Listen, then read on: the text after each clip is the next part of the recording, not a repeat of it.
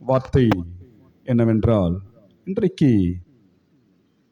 ஒரு தேவ வார்த்தை கடவுள் நமக்கு கொடுக்கிறார். அது என்னவென்றால், நன்மையை அனுபவிப்பீர்கள் என்ற ஒரு வார்த்தை. ஸ்தோத்திரம். என்னத்தை அனுபவிப்போமா? நம்ம நன்மையை அனுபவிப்பீர்கள் என்று ஆண்டவர் இன்றைக்கு ஒரு வாக்கு கொடுக்கிறார். ஸ்தோத்திரம். நம்பிக்கையோடு போங்க, தைரியமா இருங்க. எல்லாமே பிரச்சனை, எல்லாம் கஷ்டம் என்று அதை நினைத்து அதை பற்றி பேசாதீங்க. ஸ்தோத்திரம். நீ நன்மையை அனுபவிப்பா என்று ஆண்டவர் பேசுகிறார். எல்லா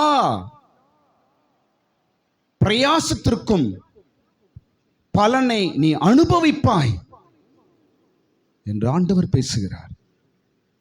ஸ்தோத்திரம். அனாதையாய் நம்மளை கடவுள் விட மாட்டார். எல்லாத்தையும் விட்டு பைபிளை தூக்கின்னு ஏசு ஏசுன்னு ஓடிட்டு வரோம்.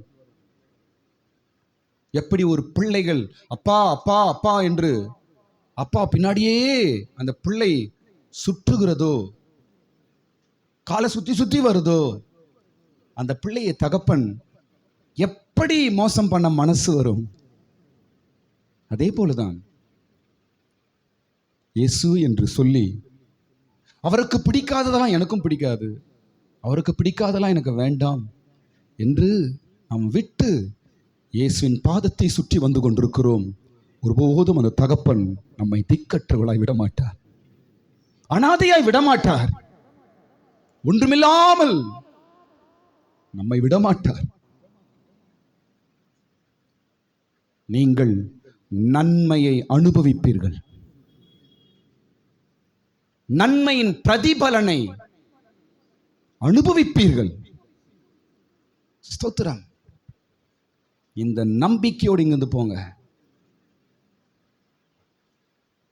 கஷ்டம் மாறலையே, பிரச்சனை மாறலையே, எல்லாமே இப்படி இருக்குதே, என்ன இது என்ற ஒரு கேள்விக்குள் குழப்பங்கள் நமக்குள் உண்டு. எல்லாவற்றின் மத்தியிலும் ஒரு தேவ சத்தம் நம்மத்தில் தொனித்துக் கொண்டே இருக்கிறது. எல்லா சூழ்நிலைகள் மத்தியிலும் ஒரு ஆண்டவரின் வார்த்தை, ஒரு சத்தம் உன்னை சுற்றி சுற்றி சுற்றி கேட்டுக்கொண்டே இருக்கிறது.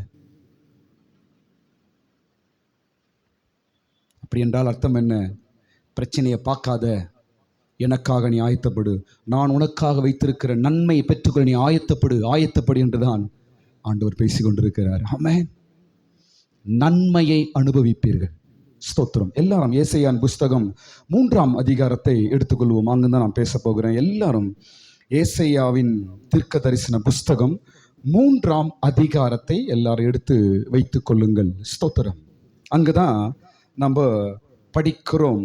எந்த வசனம் என்றால் 10ஆம் வசனத்துல தான் இதை நம்ம படிக்கிறோம். 3ஆம் அதிகாரம் 10ஆம் வசனத்தில் என்ன எழுதப்பட்டிருக்கிறது என்றால், உங்களுக்கு நன்மை உண்டாகும் என்று நீதிமான்களுக்கு சொல்லுங்கள், அவர்கள் தங்கள் கிரியைகளின் பலனை அனுபவிப்பார்கள்.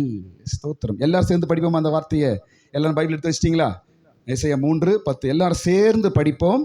உங்களுக்கு நன்மை உண்டாகும்படி என்று நீதிமானுக்கு சொல்லுங்கள், அவர்கள் தங்கள் கிரியைகளின் பலனை அனுபவிப்பார்கள். மறுபடியும் படிப்போம். உங்களுக்கு நன்மை உண்டாகும் என்று நீதிமானுக்கு சொல்லுங்கள், அவர்கள் தங்கள் கிரியைகளின் பலனை அனுபவிப்பார்கள். ஆண்டவர் சொல்லுன்னு சொல்லி அனுப்பிச்சிருக்கிறார். போய் சொல்லு, இனி என் பிள்ளைங்க வருவாங்க, குடும்பமா வருவாங்க, என்னை தேடி வருவாங்க, போய் சொல் என்று ஒரு தேவன் அவருடைய ஊழியக்காரனை அனுப்பியிருக்கிறார். என்னன்னு சொல்லணுமா? நீதிமானுக்கு நன்மை உண்டாகும் என்று போய் சொல். யார் நீதிமான்? நீங்கள் எல்லாம் தான். இயேசுவை தெய்வம் என்று ஏற்றுக்கொண்டிருக்கிற எல்லாமே நீதிமான்கள். அவர்களுக்கு இன்றைக்கு ஒரு வாக்கு சொல்லப்படுகிறது, நீ நன்மையை அனுபவிப்பாய். நீதிமானே, நீ நன்மையை அனுபவிப்பாய்.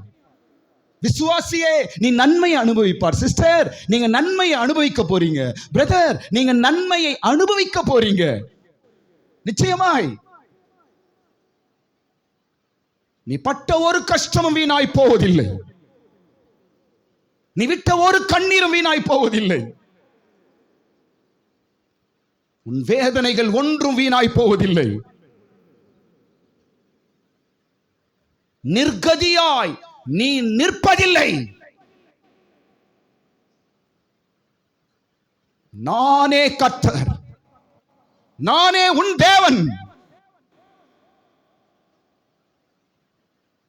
உன்னை நன்மையை அனுபவிக்கும்படி செய்வேன் நான். என்ன பாருங்களேன், நன்மையை,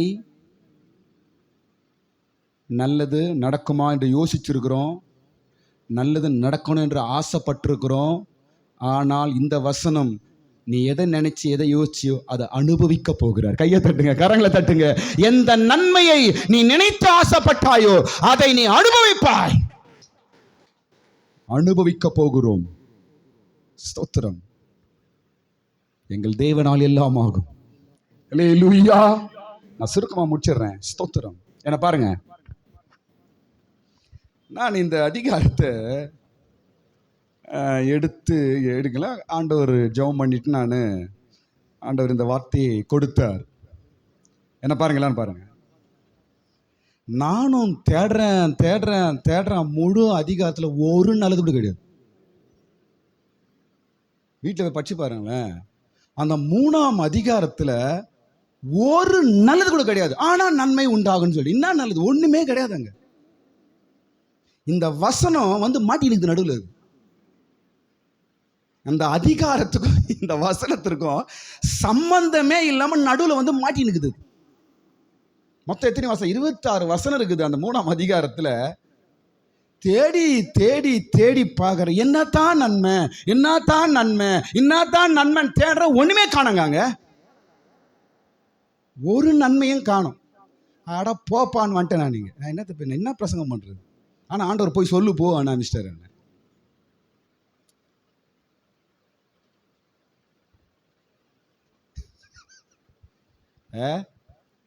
சோத்திரம். என்ன பாருங்க, எப்படி இந்த 3ஆம் அதிகாரம் 1ஆம் வசனத்திலிருந்து 26 வசனத்துக்குள்ள இந்த 10ஆம் வசனம் மாட்டிட்டு இருக்குதோ, அது போல பல பிரச்சனைகள் நடுவுல கர்த்தரின் ஆசீர்வாதம் உனக்கு மாட்டிக்கொண்டு இருக்கிறது.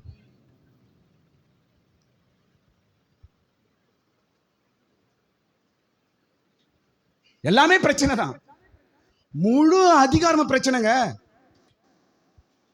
நான் நன்மையை தேடுறேன், ஒரு நல்லது காணும். எல்லாமே பிரச்சனை தான். அந்த அதிகாரம் முழுவதுமே பிரச்சனை தான். பிரச்சனைகள் மத்தியிலே 10ஆம் வசனம், நன்மை அனுபவிப்பீர்கள் என்று எழுதப்பட்டிருக்கிறது. எப்படி இந்த வசனம் நடுவில் மாட்டி இருக்குதோ, அது போல நீயும் மாட்டி இருக்கிற. நீ இப்படி திரும்பினா பிரச்சனை, இப்படி திரும்பினா பிரச்சனை, இப்படி பார்த்தா பிரச்சனை, பின்னாடி திரும்பினா பிரச்சனை, சுத்தி பிரச்சனை தான். நடுவில் 10ஆம் வசனம் நீ தான். யார் நீங்க? 10ஆம் வசனம் நாங்க தான்.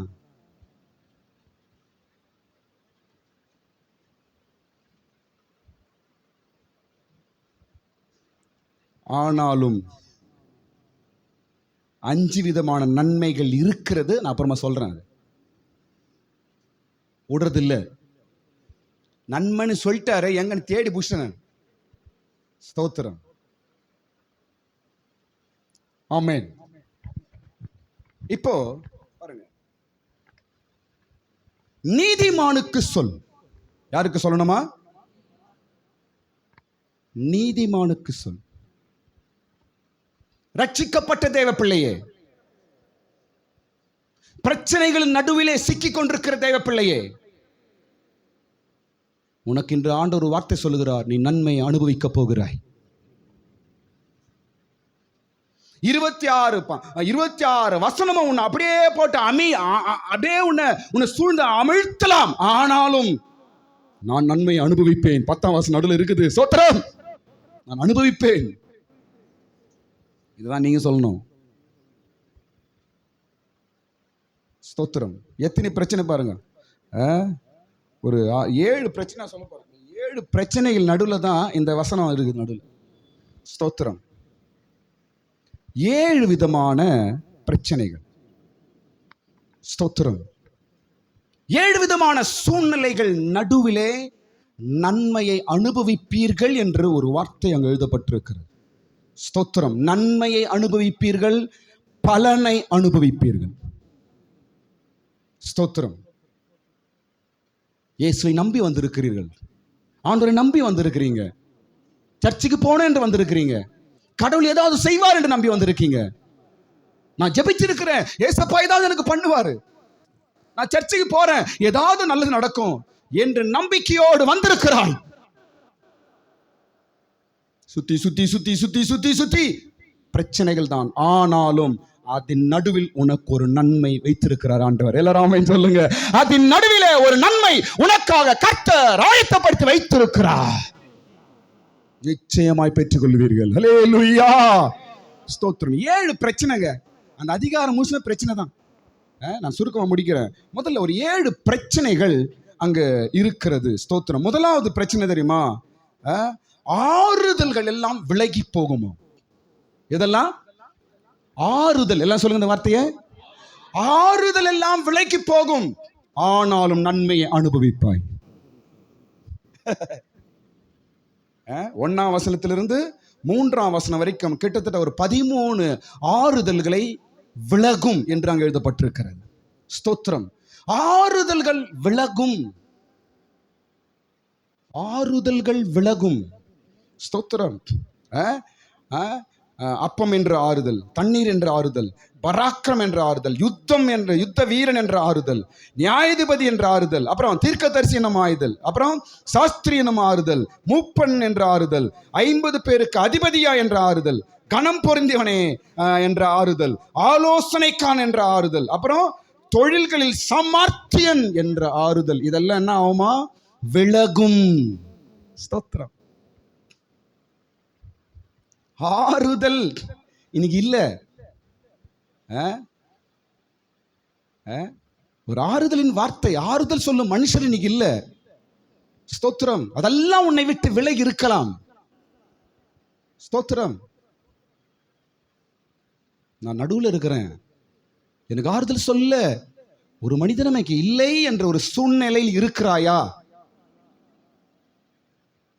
எந்த நம்பிக்கையும் இல்லை, யாரால எனக்கு ஒரு பிரயோஜனம் இல்லை என்ற ஒரு சூழ்நிலை இருக்கிறாயா? உன்னை பார்த்து ஆண்டவர் சொல்லுகிறார், நன்மை அனுபவிப்பாய். பிரதிபலனை, நன்மையின் பிரதிபலனை அனுபவிப்பாய். ஸ்தோத்திரம். 2வது காரியம் பாருங்க. 2வது, ஒடுக்கப்படுகிறவர்கள் நடுவில் நீ இருக்கிறாய். ஒடுக்கப்படுகிற 5ஆம் வசனத்தில் படிக்கும்போது ஒடுக்கப்படுகிறவர்கள் நடுவில் இருக்கிறார். இந்த வசனம் இந்த பிரச்சனை நடுவில் தான் அந்த வசனம் ஆடிடுது.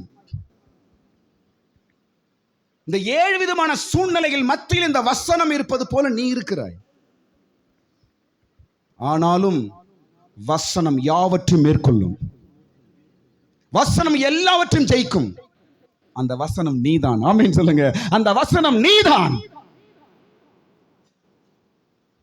ஆறுதல் இல்லை. 2வது, ஒடுக்கப்படுகள் நடுவில் இருக்கிற நானு.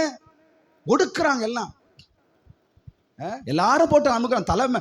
தலை தூக்க விட மாட்டாங்க. குடும்பத்தை யாருக்கிட்டையும், என்னை ஆகட்டும், தலை தூக்க விட மாட்டாங்க. என்னை ஒடுக்குறார்கள்.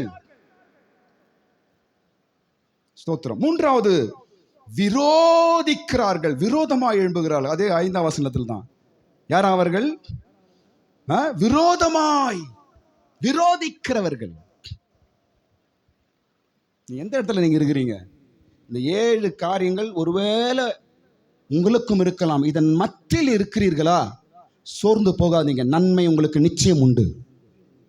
ஏதோ ஒரு நல்ல காரியத்தை, ஒரு நன்மையான காரியத்தை, ஏதோ ஒரு ஆசீர்வாதத்தை நீங்கள் அனுபவிக்கத்தான் போகிறீர்கள். கையை தட்டுங்க, கரங்களை தட்டுங்க. சூழ்நிலைகள் சுற்றி இருக்கலாம், நம்பிக்கை விட்டுறாத. ஸ்தோத்திரம்.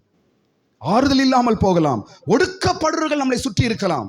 விரோதிக்கிறவர்கள் நம்மை சுற்றி இருக்கலாம். நான்காவது காரியம், இடும்பு செய்கிறவர்கள் என்று, கெடுதல் செய்கிறவர்கள் என்று 5ஆம் வசனம் போட்டிருக்கு. கெடுதல் செய்கிறவர்கள் நம்மை சுற்றி இருக்கலாம். ஸ்தோத்திரம். கெடுதல் செய்கிறவர்கள் நம்மை சுற்றி இருக்கலாம். இதெல்லாம் பார்த்து நம்ம வாழ்க்கை அவ்வளவுதான், என்ன செய்யறது, எல்லாம் அவங்கள போல நம்மளும் என்று ஒருபோதும் நினைக்க வேண்டாம். ஸ்தோத்திரம்.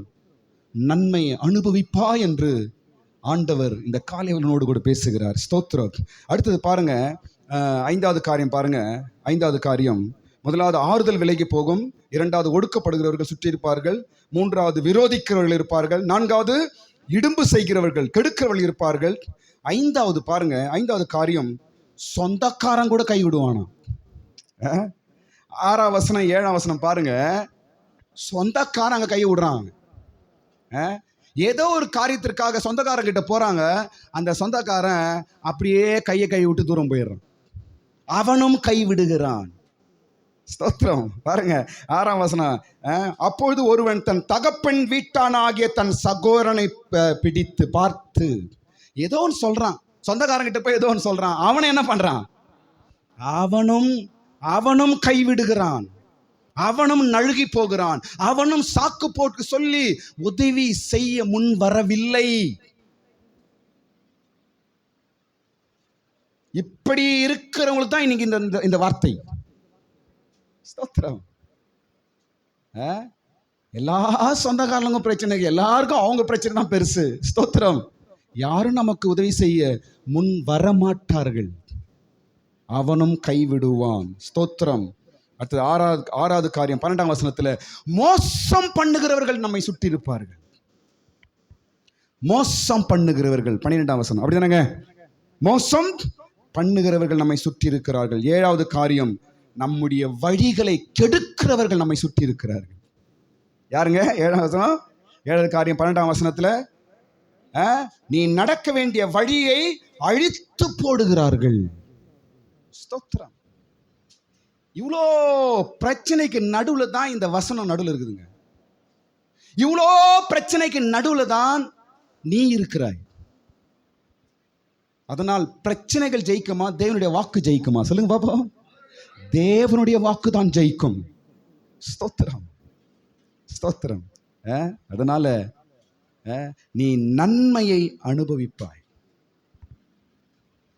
7 விதமான பிரச்சனைகள் மத்தியிலே இருக்கிற தேவ பிள்ளையே, உன் சூழ்நிலைகளை சுற்றி கலங்கி கொண்டிருக்கிற தேவ பிள்ளையே, உன்னை சுற்றிலும் பலவிதமான பிரச்சனைகள் உன்னை அமிழ்த்து நெருக்கி ஒடுக்கி காணப்படுகிறார். அது மாத்திரம் பாருங்க, இன்னொருத்தர் கூட பாருங்க, 15ஆம் வசனத்துல பாருங்க, நொறுக்கி நெருக்கி, 15ஆம் வசனத்துல ஜனத்தை நொறுக்கி முகத்தை நெருக்கி.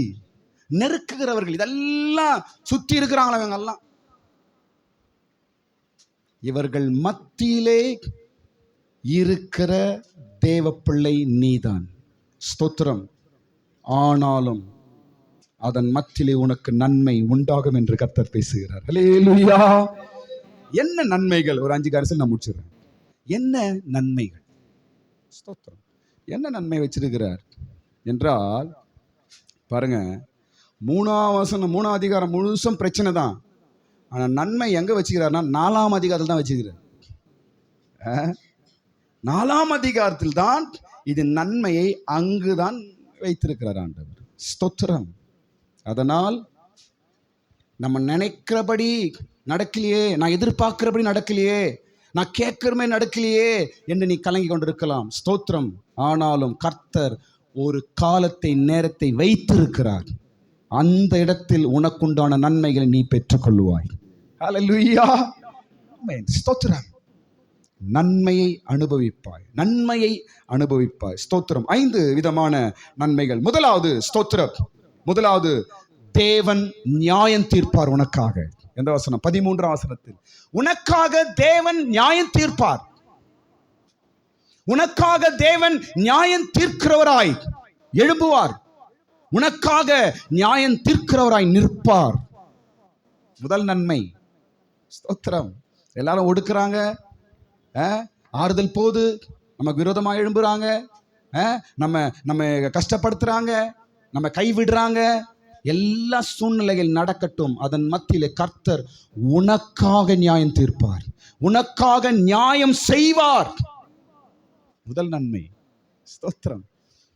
எனக்கு நியாயம் செய்கிற என் தேவன் உண்டு. கரங்களை மேலே வைத்து ஒரு நிமிஷம் இந்த வார்த்தை எல்லாரும் சொல்லுவோம். கையை மேலே வைத்து கண்ணை மூடுங்க. ஸ்தோத்திரம். எனக்கு நியாயம் செய்யும் என் தேவன் உண்டு. எல்லாரும் சொல்லுங்க இந்த வார்த்தையை. எல்லாரும் சொல்லுங்க, சத்தமா சொல்லுங்க. எனக்கு நியாயம் செய்யும் என் தேவன் உண்டு. ஸ்தோத்திரம். போதும். நியாயம் கிடைக்கும், நியாயம் செய்வார், தீர்ப்பு செய்வார், நீதி உண்டாகும்படி செய்வார். ஆறுதல் இல்ல, ஒடுக்கப்பட்டிருக்கிறேன், எல்லாம் விரோதிக்கிறார்கள், எல்லாம் எனக்கு கெடுதல் பண்றாங்க, சொந்தக்காரனை நம்பி போனேன், அவனும் என்னை கை விட்டுட்டான், எல்லாமே எனக்கு என் வழியை கெடுக்கிறாங்க.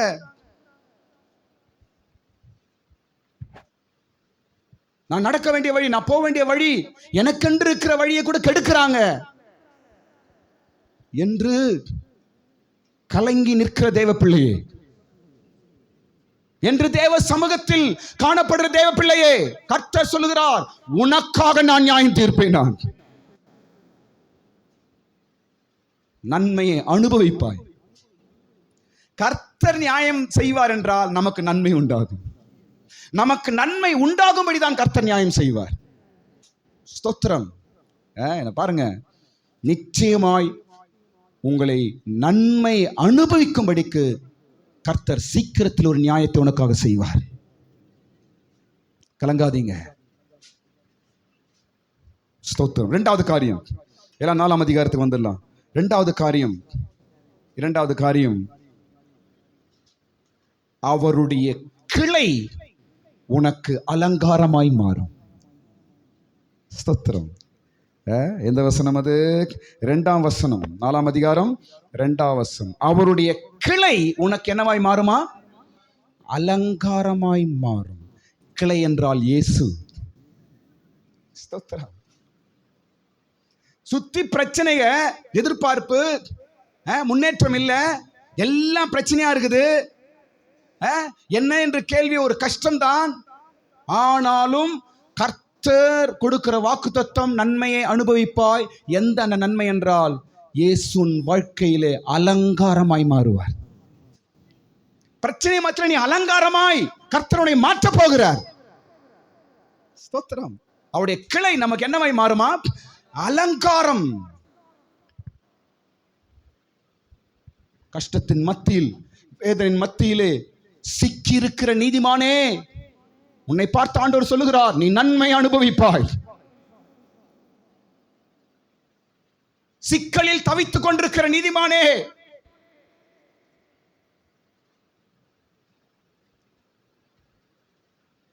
வழி இல்லை என்று கலங்கி நின்று கொண்டிருக்கிற தேவ பிள்ளையே, ஸ்தோத்திரம், நீ அலங்காரமாய் மாறப்போகிறாய். இன்னைக்கு நம்ம ஒன்றும் இல்லாமல் அலங்கோலமாய் இருக்கலாம். நம்முடைய சூழ்நிலைகள், நம்முடைய வாழ்க்கை, நம்முடைய நிலவரங்கள் எல்லாம் ஒரு சரியில்லாமல் இருக்கலாம். ஆண்டவர் வாக்கு கொடுக்கிறார், நான் உன்னை அலங்காரமாய் மாற்றப் போகிறேன், நான் உன்னை அலங்காரமாய் வைப்பேன்.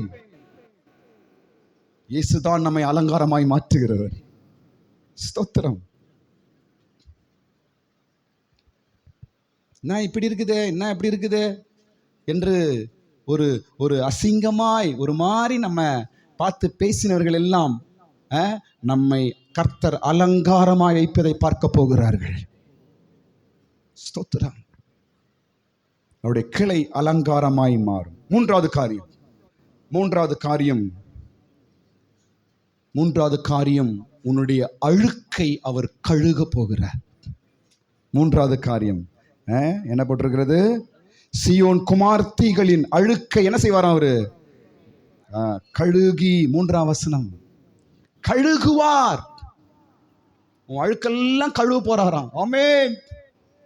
ஸ்தோத்திரம். எந்தெந்த அழுக்குகள் நம்மை அலங்கோலமாய், நம்மை முன்னேறாத படிக்கு நம்மை அமிழ்த்தி நம்மை கடினப்படுத்தி வைத்திருக்கிறதோ அந்த அழுக்குகள் எல்லாம் கர்த்தர் கழுவார். ஸ்தோத்திரம்.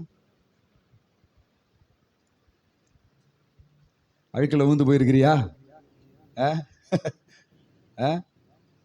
குழந்தை அழுக்கில் காலை வச்சிருச்சு, குழந்தை அழுக்கில் கையை வச்சிருச்சு, ட்ரெஸ் எல்லாம் அழுக்கு பண்ணிச்சு. குழந்தை தெரிந்தோ தெரியாமலோ குழந்தை அழுக்கில் வந்து விட்டது. தகப்பன் என்ன செய்தாரு? தூக்கி எடுத்து கழுகுகிறார். ஸ்தோத்திரம். சீயோன் குமாரத்தியே, உன் அழுக்குகளை நான் கழுகுகிறேன். இதெல்லாம் தடையா இருந்திருக்குது. கர்த்தர் எல்லாவற்றையும் மாற்றி நன்மையை சுதந்திரிக்கும்படி, நன்மையை அனுபவிக்கும்படிக்கு ஒரு பெரிய காரியங்கள் நம்முடைய வாழ்க்கையில் ஆண்டவர் செய்து கொண்டிருக்கிறார், இன்னும் செய்ய போகிறார். ஆமென். ஸ்தோத்திரம். நான்காவது காரியம், உன் நடுவில் இருந்து நீக்கப்படும். 3ஆம் வசனத்தில் கடைசி இரத்த பழிகளை அதன் நடுவில் இருந்து நான் நீக்கி போடுவேன். ஏதோ ஒரு காரியத்தை, உன்னை கெடுக்கிற காரியம், உனக்கு தீமையை உண்டாக்குற ஏதோ ஒரு விஷயத்தை, காரியத்தை உன் வாழ்க்கையிலிருந்து கடவுள் தள்ளி எடுத்து போட போறாராம். ஏதோ ஒன்றை எடுத்து போட போகிறார். உன் நடுவில் இருந்து நான் அதை நீக்கி போடுவேன். ஏதோ ஒன்று உன்னை கெடுத்துட்டே இருக்குது, ஏதோ ஒன்று உன் முன்னேற்றத்தை தடைப்படுத்திக் கொண்டே இருக்கிறது, ஏதோ ஒன்று உனக்கு நன்மை வராதபடிக்கு செய்து கொண்டே இருக்கிறது. அது இங்க இரத்தப்பழி என்று சொல்லப்படுகிறது. ஸ்தோத்திரம். ஒரு நம்முடைய குறைகளா இருக்கலாம், ஒரு நம்முடைய பலவிதமான குறைகள் காரியங்களா இருக்கலாம். ஸ்தோத்திரம். ஆண்டவர் வாக்கு கொடுக்கிறார், உன் நடுவிலிருந்து நான் எடுத்து போடுவேன், நிச்சயமாக எடுத்து போடுவேன். நீ நன்மையை அனுபவிக்கும்படிக்கு நான் செய்வேன். ஆமென் சொல்லுங்க. ஹல்லேலூயா. சில காரியங்களை கர்த்தர் நம்முடைய வாழ்க்கையில் எடுத்து போடணும். சில காரியங்களை நம்ம இடத்திலிருந்து எடுத்து போட வேண்டும். எப்படியோ வந்து மாட்டிச்சு அது. ஸ்தோத்திரம். நான் எடுத்து போடுவேன் என்று ஆண்டவர் வாக்கு கொடுக்கிறார். நீ நன்மையை அனுபவிப்பாய். கடைசி காரியம். ஸ்தோத்திரம். கடைசி காரியம், பிரகாசத்தை உண்டாக்குவேன். ஸ்தோத்திரம். 5ஆம் வசனத்துல என்ன சொல்றாரு அவரு? அக்கினி பிரகாசத்தை உண்டாக்குவேன். உன் வாழ்க்கையில் ஒரு பிரகாசத்தை உண்டாக்குவேன் என்று ஆண்டவர் பேசுகிறார். ஸ்தோத்திரம். ஒரு பிரகாசத்தை கர்த்தர் உண்டாக்குவார், நம்மை கழுகுவார். ஸ்தோத்திரம். அவருடைய கிளைகள், இயேசு என்ற கிளை நமக்கு அலங்காரமாய் மாறப்போகிறது. கர்த்தர் உனக்கு நீதி செய்ய போகிறார். ஸ்தோத்திரம். உன் நடுவிலிருந்து சில காரியங்களையும் சில கிரியைகளையும் கர்த்தர் நீக்கி எடுத்து போட போகிறார். ஒரு பிரகாசம் உன் வாழ்க்கையில் வரப்போகிறது. எல்லாரும் ஆமென் சொல்லுங்க. ஒரு பிரகாசம் உன் வாழ்க்கையில் வரப்போகிறது. ஸ்தோத்திரம். நீதிமானுக்கு சொல்லு, அவன் நன்மையை அனுபவிப்பான். ஸ்தோத்திரம். நன்மையை நீங்கள் அனுபவிப்பீர்கள். எல்லாரும் கண்களை மூடுங்க, நாம் முடிப்போம். ஸ்தோத்திரம். நிச்சயமாய் சூழ்நிலைகள், நாம் பார்த்தது போல 7 விதமான சூழ்நிலைகள் இந்த அதிகாரத்தை, அந்த வசனத்தை சுத்தி சூழ்நிலைகள் பிரச்சனைகளாய் தான் சுத்தி இருக்குது. ஆனாலும் தேவனுடைய வாக்குத்தத்த நன்மையின்